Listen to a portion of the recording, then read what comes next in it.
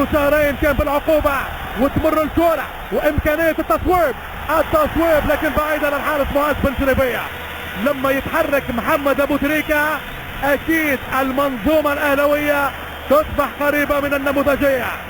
نادي جدو بالتصويب، هداف الهدافين في انغولا 2010 مع المنتخب المصري. مرة اولى خليل شمام، كرة مرتدة ويصوب الحارس معاذ بن شريبية. سوء تناغم بين اعضاء الدفاع للترجي. مرت سلامات، كرة لجوزيف يانيك ممتاز لوجدي بوعزي. الكابتن حسام غالي في مشاورات مع محمد ناجي جدو والكابتن خليل شمام في الانتظار. عبد الله سعيد بالركنية، اكثر من 25,000 اهلاوي في المدرجات. كرة في نقطة الجزاء وكريم العواضي.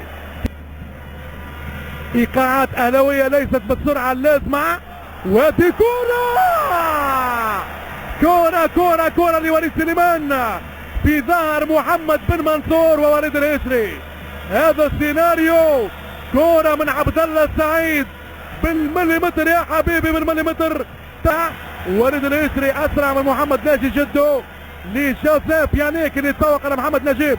يانيك اللي مر، يانيك والحكم يترك المكافأة للحارس شريف إكرامي. مجهودات بدنية كبيرة تذكر فتشكر من الكاميروني جوزيف يانيك نجانجا. وليد سليمان يعطي كرة لمحمد ابو تريكة، سرعة في الإيقاع من جانب حسام عاشور.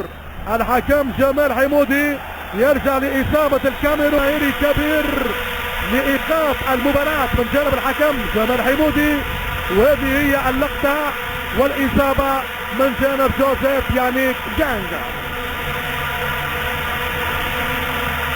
إذا مشاهدينا الكرام، الترجي يسمح لتحقيق ثنائية تاريخية متتالية لم يقدر عليها بالسابق إلا 3 أندية: الأهلي المصري 2005 و2006، TP مازيمبي الكونغولي 2009 2010، وإنيمبا النيجيري 2003 2004.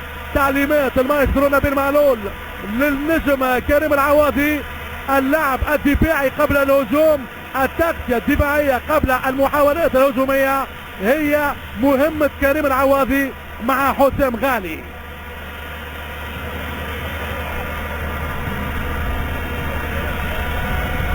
عملاقان لكرة افريقيا في اكبر تحدي واصعب رهان في هذا الميدان بالعرض بعيدة عن العمق.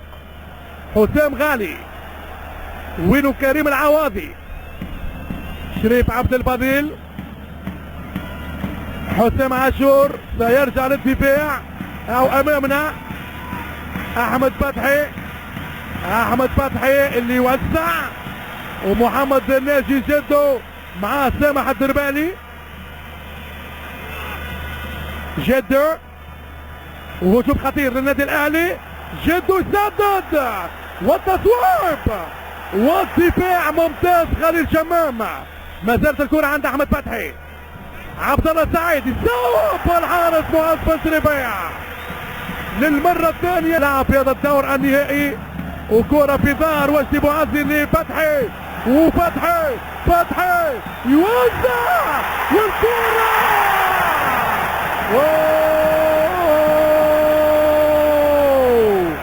محمد بوتريكا يضيع فرصة هدف أكيد للنادي الأهلي بعد مرور سريع لأحمد فتحي، يتجاوز وجدي بوعزي، يعطي كرة في نقطة الجزاء، حسين الراقد بالاقتراب وبوتريكا يضيع المكان. سلامات على الترجي. محمد بركات في دكة الاحتياط يتابع ويتحسر على فرصة قد لا تعود، والترجي صامت في ملعب برج العرب امام نادي اهلاوي متحدي. فرحة وما تمتش لحسام البدري.